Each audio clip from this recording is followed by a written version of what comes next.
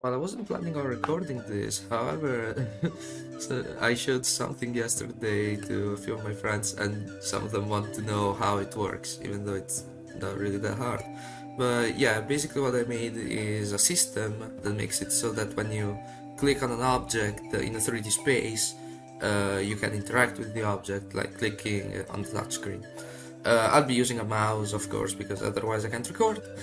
But yeah, other than that, let's get started. The only thing I have here is a basic person moving, it can't even jump, and I can move the camera around.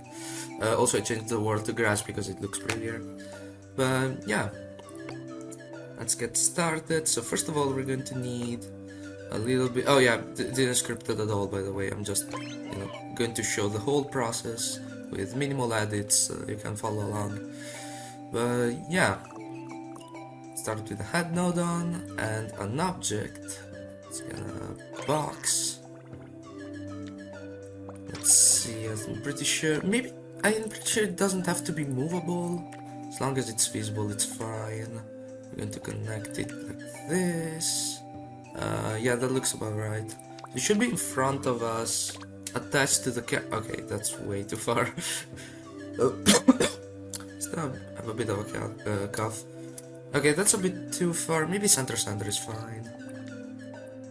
Again, the part with the head node on is mostly... Every time it's just a little bit of a trial and error. I'm pretty sure center is just isn't visible though.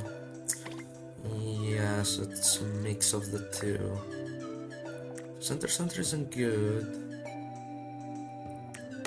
We'll try this, and if it doesn't... Yeah, no. It's the other, if anything.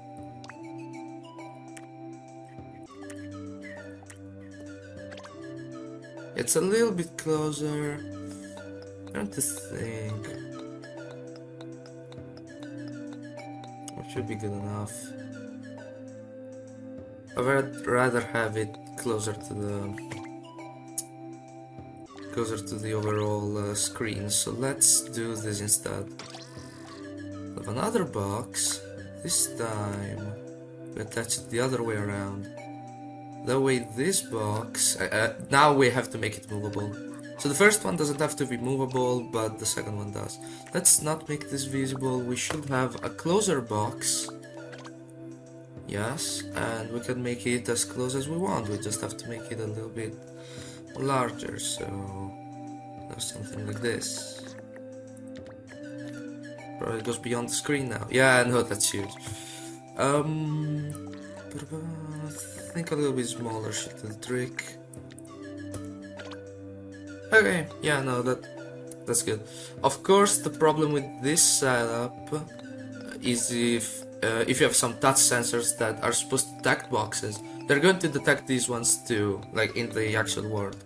So if that's an issue, you should probably use some fancy objects instead, or rethink the touch sensors to not react to boxes. Either way works.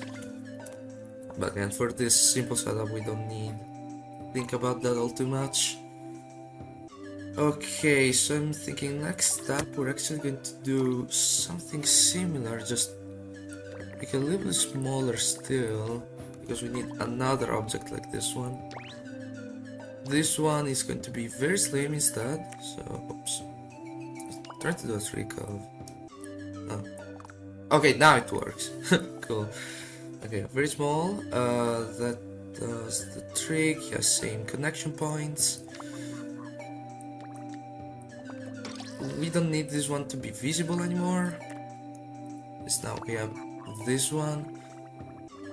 Should be a very very slim object. Yeah, slick. I'm going to figure out for later the width of the screen. It's going to be useful, trust me. That's definitely too long. So this is a bit of trial and error, just everything involving the head node on. And once we're done with this, I think we're good to go. Yeah, that's a bit too small. Maybe like this. Oh, that's close, that's close. That was a lot. Maybe this is enough. Ooh, I think that's perfect actually. Yeah, that's the actual width of the screen. So we don't need this to be like that large, but we need to remember 2.4. Wait, how is it? Oh, that's the position. I was reading the position on the 3.8. Okay, 3.8. I'll use a comment note on for later. It's program layout. I almost never use comments. Whoops. 3.18. I need to divide it. It's 1.9. So 1.9 will be useful later. I'll keep it there. This one doesn't need to be like that at all. It can be like as small as we possibly can make it, and it's going to be at the center of the screen. Yeah, I can. At the beginning I didn't even see it. It wobbles a bit.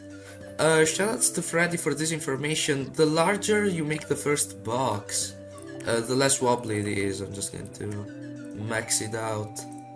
Again, this is going to affect any touch sensors you have, so if that's an issue, you should definitely use a fancy object rather than a box. This is also going to get in the way.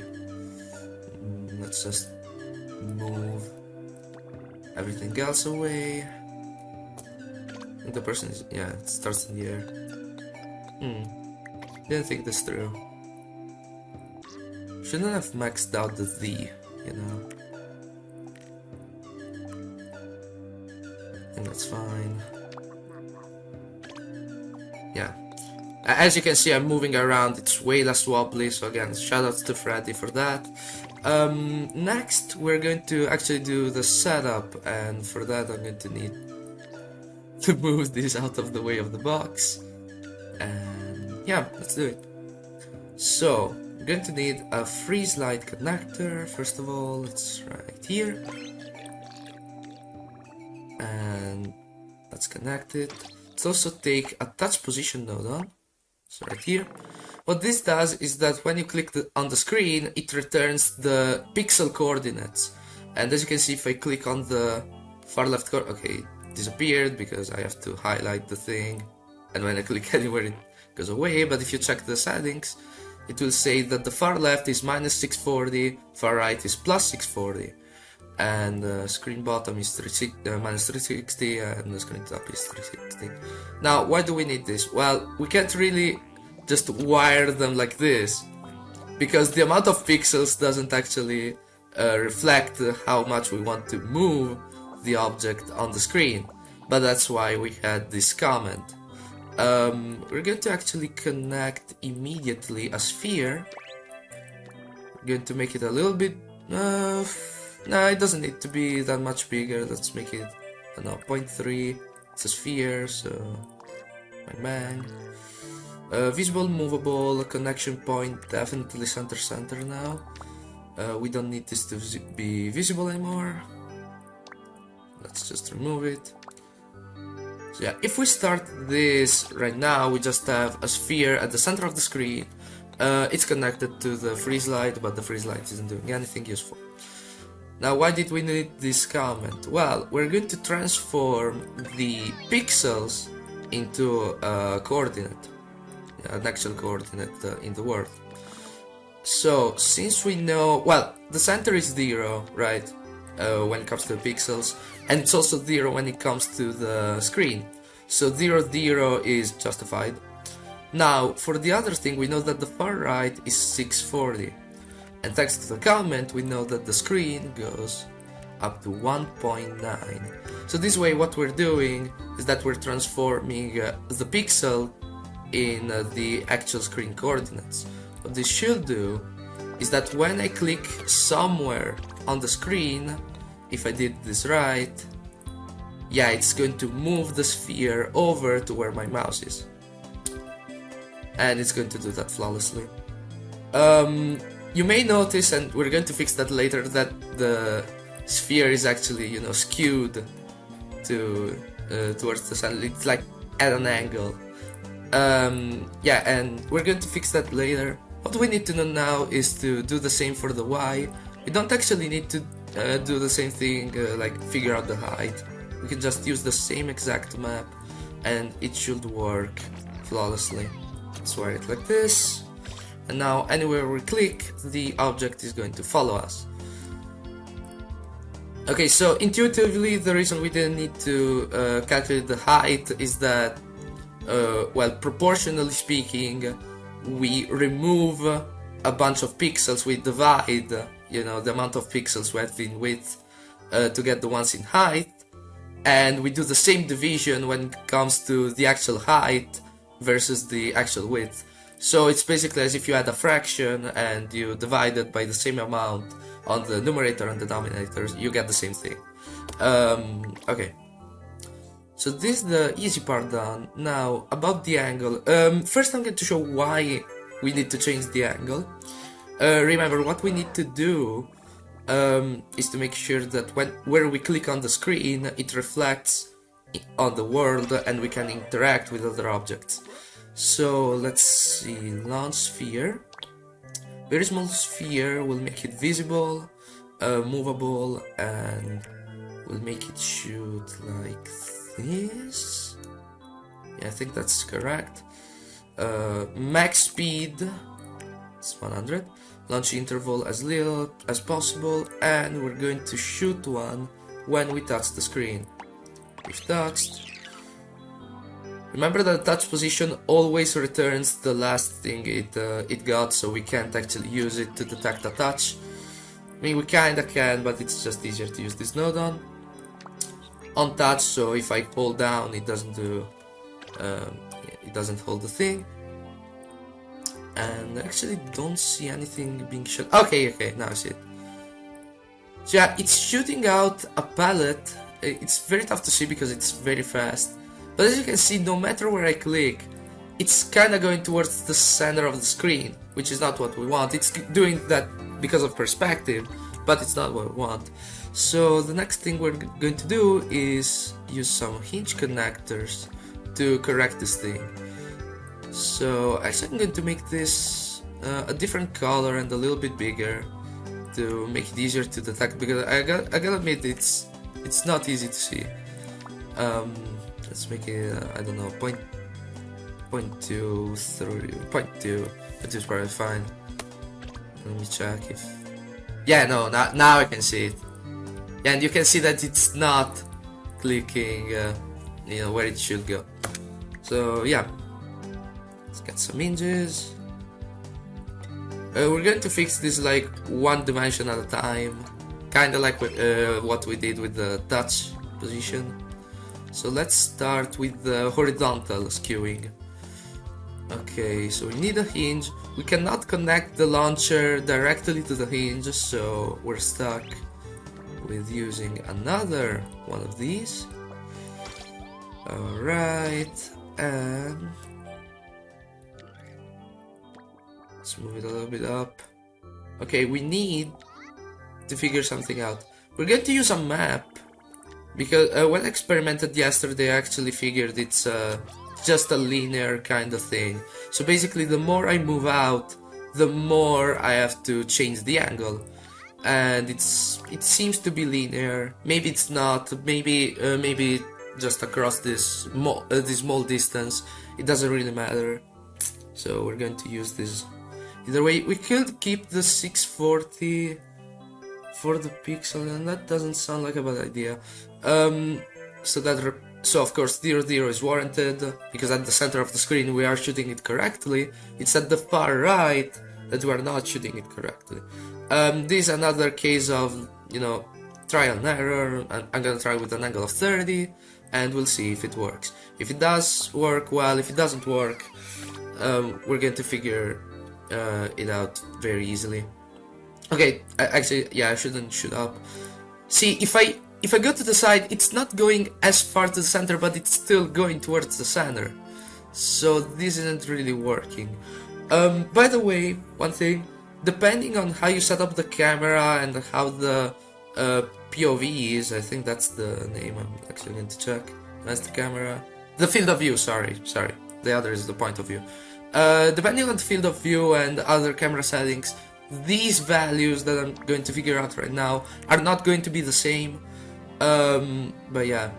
Okay, so 30 isn't quite enough. I don't know, let's try 50. Okay. I'm going to do a little bit of kinda like a binary search. I think 50 is probably too much. Oh, actually 50 is looking...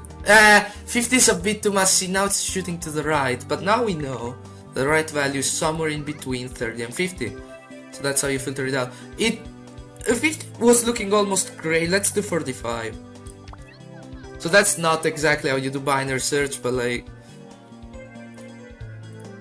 yeah, actually 45 is a bit... can't really tell. Here it looks like it's shooting to the left, and here it looks like it's shooting to the right. Sorry about that. Okay, let's try to apply it to the vertical thing too and see how accurate it is. I remember yesterday it was pretty accurate, so I'm not sure what's going on here. Okay. Yeah, we need another one of these to fix the vertical thing. Of course, to fix the vertical thing, it's not the y-axis, it's the x-axis. We're rotating around. And... right here. This is connected to the y value this time. It should... just for the same reasons as before, the angle should be the same. So if I click anywhere... oh, right, I forgot. Well, unfortunately, it's pointing even more down, and here it's pointing even more up. So yeah, this one works with the negatives instead. Like it's flipped. So if we want it to be flipped, we want negative 45 instead. The way we do that is that we set negative 45, set 0. This isn't helpful though, because it's mapping it wrong. It's not mapping 0 to 0 and 640 to minus 45. What we do is we click this. With the inverse mapping, instead of mapping 0 to the lowest input to the lowest output, it maps the lowest input to the highest output and the highest input to the lowest output. That way we should get it to work just fine. Let's see if I click anywhere. Yeah, see, I'm not seeing the palette when I click, which is great because it means that it's being hidden by the sphere. And if it's being hidden by the sphere, it means that it's accurate. The only thing you may notice, you're like, yeah, why do I see that one, but if I click again I don't? That's the thing, look at this. Yeah, of course it takes time for the thing to move over, and then I'm shooting while the thing is still moving. So one way you can fix that is with the timer. Of course this means that the system is a little bit laggy. I don't really know how I can fix that. I know of a little bit of optimization that I think I could do to minimize the amount of movement. Let's see, I think like something like 0.15 I used yesterday. So this way, even if it moves a bunch, I can't actually see the palette because it's been thrown out after the movement is over. Now the worst case scenario is I start from one of the I can't really... yeah, this will do. I start from one of the corners and make it move all the way over, but it seems to... yeah, no, it seems to work just fine, so that's good. How will you optimize that is... well, you'd have a few counters, I assume. Again, this one keeps the last input. What you probably want to do is do something with a few counters and have them reset when you're not touching. So when you touch, it will update the counters to whatever position they are. Actually, why do I say counters? I'm being very dumb. Just use a few multipliers. This is a little bit of optimization that you don't need necessarily. I'm just going to show it off since I just thought of it. So instead of mapping it directly, what we're doing is that we're multiplying by the touch. And in order to have it work correctly, we're going to prolong the touch for like something like 0.2. Have it work immediately. And we're almost done. There we go. Let's move it on the grid. And let's multiply. So it's multiplying the coordinates here, the pixels, by either 0 or 1, depending on whether we click the screen or not. Meaning that the essentially we made the default position the center. This way we got rid of the worst case scenario. If I move over here, it shoots correctly, and then it moves back. Meaning that there's no such thing as, oh, I stored the touch here and now I have to move all the way over here. The movement is now better. I should really implement this in my game. I thought it was going to involve. Oh, it broke. Oh, is the angle not? Oh, I know what's going on. It's not broken. Like, as you can see, it worked still. It's just weird. I guess I should really wire them like this instead. Yeah. It was storing the angle. I don't know if storing the angle also creates issues, but now, yeah, now when it is in the center, as you can see, the angle is fixed. Okay, that seems to work well. Okay. So now with the actual progress and stuff, we can probably lower this a little bit now that we have that small bit of optimization. Maybe 0.1 is enough. Again, the reason you do this optimization is to make the thing feel as not clunky as you can possibly make it feel. Of course, seeing this sphere go around doesn't really make it feel any... Oh, I know what I know a thing I forgot. This thing. Make sure to set it... Actually, for later, don't play a sound when it's destroyed, and make it zero gravity, otherwise it goes down. That's why it didn't feel right to me earlier. Yeah, way better. See, it shoots straight. Okay. Probably some people watching this were like, why is it zero gravity?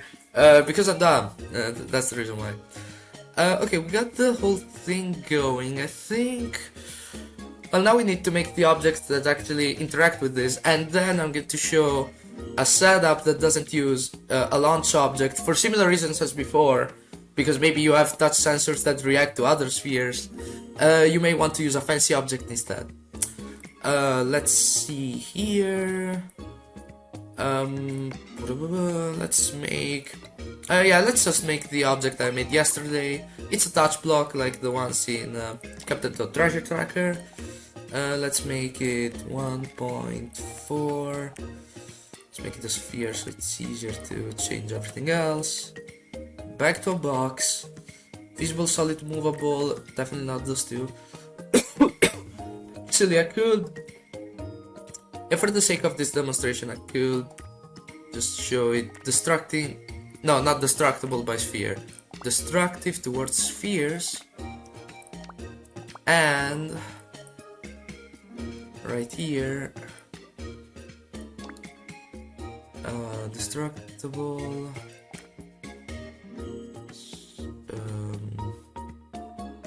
Oh, it's a box, yeah. I'm not in the zone right now. I'm not gonna lie. Sure. Let's take. I think this is a sphere. I'm going to use it as a base for my box object. I'm going to place it here. It's closer to the person. Let's make sure it's touching the ground. I should do it.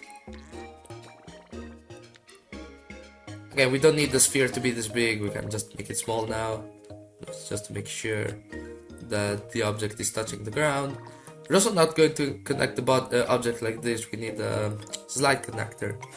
Let's have it slide on the Z-axis, should be fine. So we connect it like this. So right now we just have a box to the, I guess right of the person, and it's big. We can... Oh, I know what's going on. This is movable. Silly me. This is not supposed to be movable. That's the base of the object. And yeah, okay, now it's not touching the ground because the connection points are y plus, y minus, yeah. Now this thing's crazy. Eventually, if you're not as... why is it? Whatever. You know the drill at this point. I don't know why it's not touching the ground. Actually, I know this is bigger than 1.4. Yeah. Know what, I'm making 1.6 then. Sure. Why not? Sphere 1.6, and there we go. We fixed that. Now it's touching the ground. It can slide, however we need to decide how it slides. So what we can do, since we have a distracting kind of thing, we can actually show it off. Alright, it's not playing, it doesn't play a sound, just, yeah. But we can use a destroying sensor, I think it's what it's called. Yes sir. So the destroying sensor, I'm pretty sure it just sends a signal when something is destroyed. And if that's the case, actually let me check. It's no use unless, well yeah. Whenever something, it outputs the number of destroyed objects. That's not what I want. Ah, oh, damn. I guess for the sake of demonstrating this, I'm just going to use an object break instead. I thought it was going to return. Okay, again, this is not a good idea because you don't know whether this box was the one that broke that sphere or whatever. That's why I wanted to use the destroying sensor, but apparently it returns a number, and we need a signal instead. It's fine because again we're going to change the. We're shooting a sphere, right? Yeah. We're going to change this whole thing to support fancy objects instead. For obvious reasons. I guess this is one of the reasons now. Another way could have been using a touch sensor to detect the sphere right before it gets destroyed. And I'm actually going to do that because it makes way more sense when it comes to coding. So sorry guys, I'm going all over the place, but yeah. So sphere, it should be a little bit bigger than the object. So I don't know, 1.65 it is. Definitely on touch, not visible. Box shaped, so it's. I don't know if it's actually going to detect the sphere before it breaks, but it's worth a shot. Okay, so what we want is we want it to move over. Okay, how do we do it? We need a state. We need to know whether the thing is going to be in its initial position, actually bounce. So in its initial position, which is 0, or its new position, which is 1. Okay, so this is going to interact with the counter and change it every time it detects a sphere. Okay, next we're going to have a few maps. Actually, no, we don't need maps yet. Let's take another counter. Again, make sure that this counter is set to unchanged from 0. Technically don't need it since the touch sensor itself is untouched, but you know, better be safe than sorry. Now, when the counter is 1, we decide how long the thing takes to move. Let's say it takes 1 second or 1 second or 60 frames, and then we will map out this. So again, we're transforming the seconds into the movement, so we know that at 0 seconds it will have moved nothing at all, but at 60 seconds we want to move it the exact size of the object, so 1.6 it is. And yeah, so that's another example of how to use the map nodon. You just want to transform, in this case we want to transform time into space, and we did so. Again, this is the state, this is the time that it takes, and we want it to go back when it's actually at 0, so a node should do it. So we use a node nodon to bring the counter back, no, not reset, that's going to look weird, to bring it back when the state is 0. Okay, did I forget something? I don't think I did. Is this set to movable? Yes it is, it doesn't move much. Should set the thing to 1. It's interesting. Maybe it's friction? I don't think it's friction. Let's make it not so. That's a bad idea. And it's not going to destroy the sphere, but it's going to touch. No, it moves just a little bit. Ah. I mapped it wrong, didn't I? Let me check. Oh yeah, I said the oh my god. No, it's bounce. Now I'm just confused. Wait. Oh, yeah. Well, yeah, sure. Make sure the first counter is unchanged from 0. Make sure the second one is wild at 0, because otherwise it only moves a little bit. Yeah.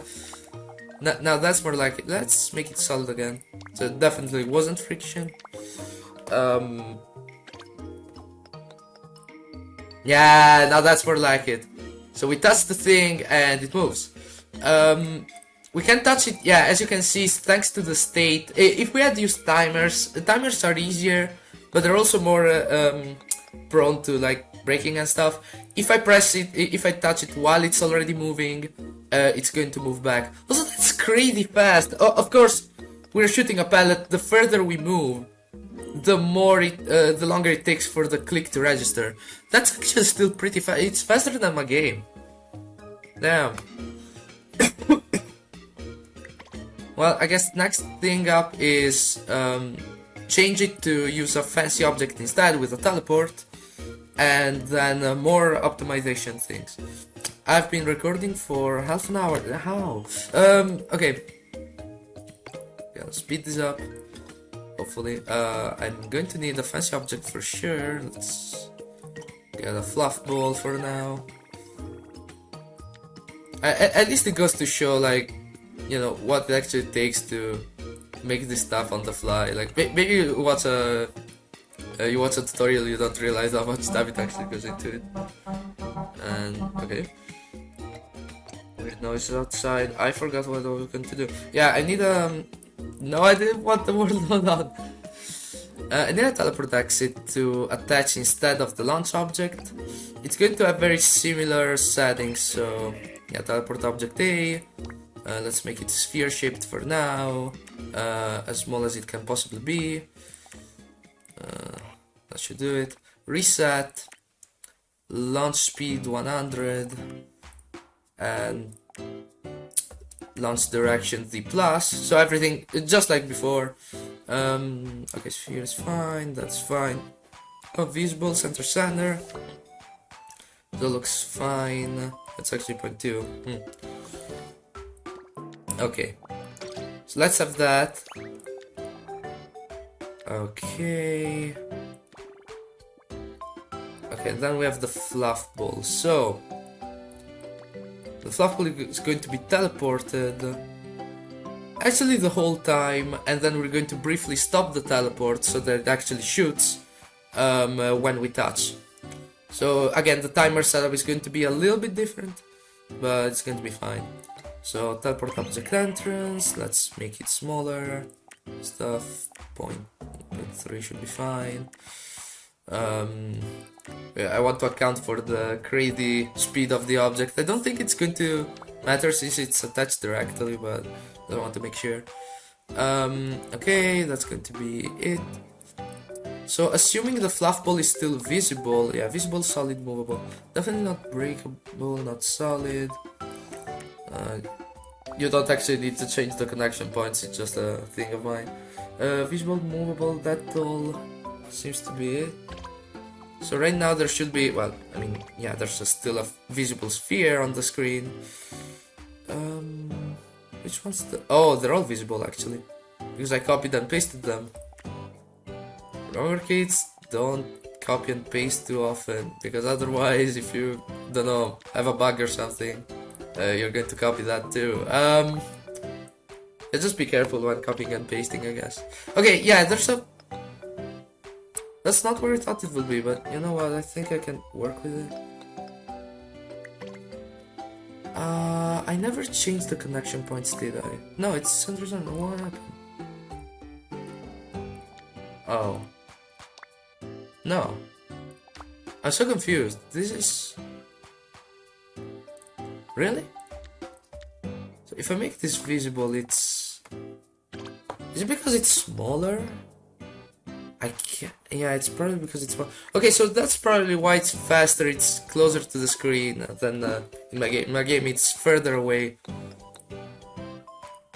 Oh yeah, right, I actually have to do the thing with the teleport. Okay, so teleport A, if I'm not in this thing should go on for like 0.1 and shoot the fluff ball.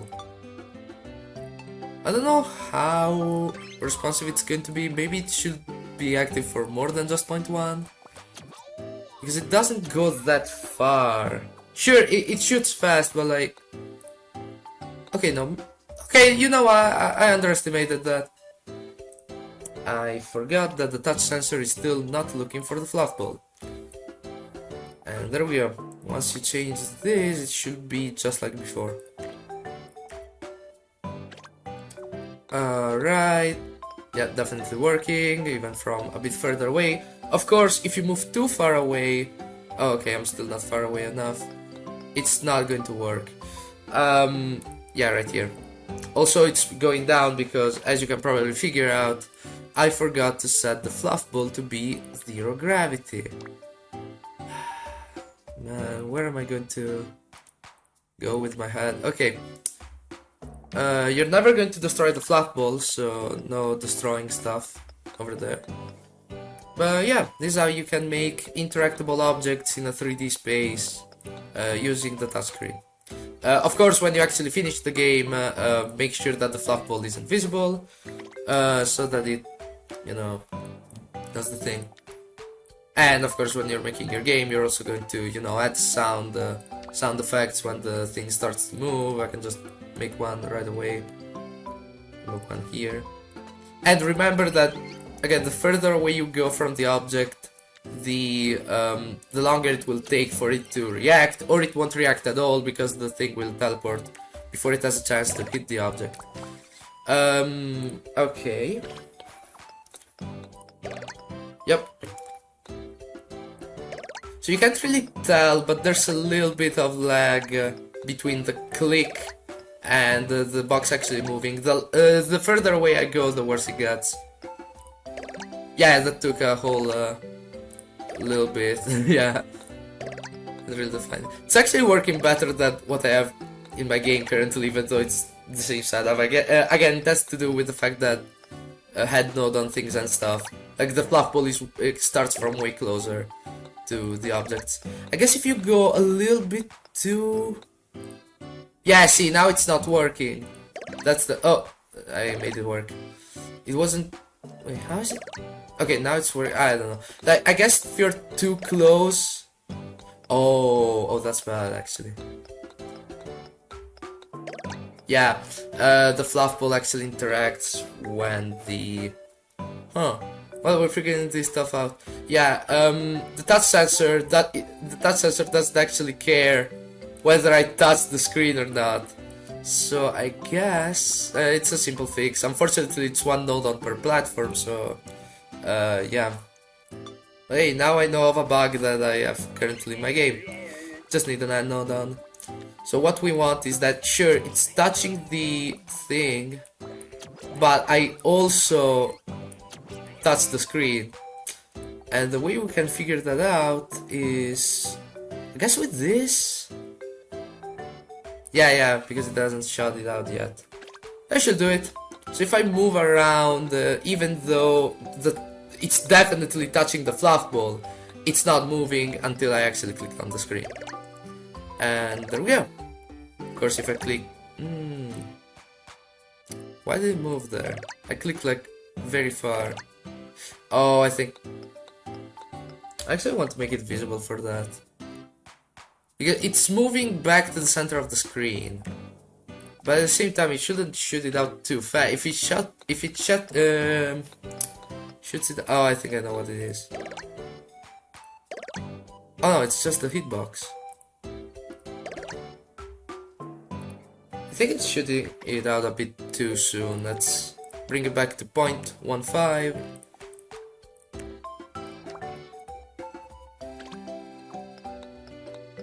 Again, if the timer isn't working for you, what you can do, which is like foolproof. Yeah, I guess the hitbox is a bit wonky. Is the fluff ball as small as it can be? It can probably be smaller. Yeah, if I made it smaller, it's probably going to make this issue less frequent. Yeah, I can't even see the fluff ball right now. Alright. Okay. Yeah, the hitbox is still a little bit wonky. I feel like it's shooting it out too fast. I mean, one thing I was going to say is that maybe instead of waiting for the timer, it should wait for when the object has actually reached the position. You can do that using a speed sensor. And then you'd get rid of these two timers because it's not arbitrary anymore. You actually have something that returns when you should shoot. I'm still wondering. I guess it's yeah, it's shaking the head nodon. That's the main issue. Okay, when you have something like this going on, there is a solution, which I should have applied immediately. Just use a teleport. Use a teleport, it won't be as wonky. So what do? This base object is going to be... okay, yeah, that's fine. Going to need a teleport exit. Make it the same dimensions as this. Yeah, 0.1 all across. The sphere, 0.1. Bring it back to a box. Make sure it's reset. All of this should be correct. Okay. And we connect it to here. So this isn't connected anymore. We're also going to make this not movable. And due to the same reason as before, the fact that boxes, cylinders, and spheres, there's a bunch of them. We don't want any messes. We're going to use another. Let's use a fish this time. We're going to use another fancy object as the base. It's going to have the same properties though as this sphere. Actually, this box. Alright, speaking of same properties, connection points, the plus, the minus, make sure that those are also applied here to this new teleport. And let's take the fish. Actually, I can copy the fluff ball, turn it into a fish. There we go. Carry it over here. We connect it to the teleport, which is going to be always active. We, for now, just remove the connection. So this is a fish. There we go. Let's make it small. Non-movable, not visible. It should pretty much work. Don't think this... Yeah, no. Let's bring it here and hopefully we're done. I don't know if it's less wonky, it still feels a little bit... Yeah, no, the hitbox is... Yeah, yes. There's also another way you can... Oh! I'm the problem! Right, I made this a little bit... Yeah, let's make it a little bit smaller instead.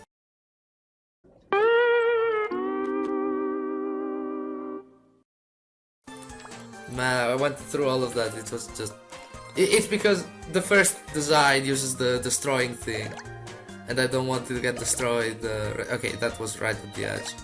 That too. Okay, that was... Okay. Can't really be justified. It's still pretty good. I'd be fine with it. As long as it works when you're actually clicking on it. I guess I can't really complain that much.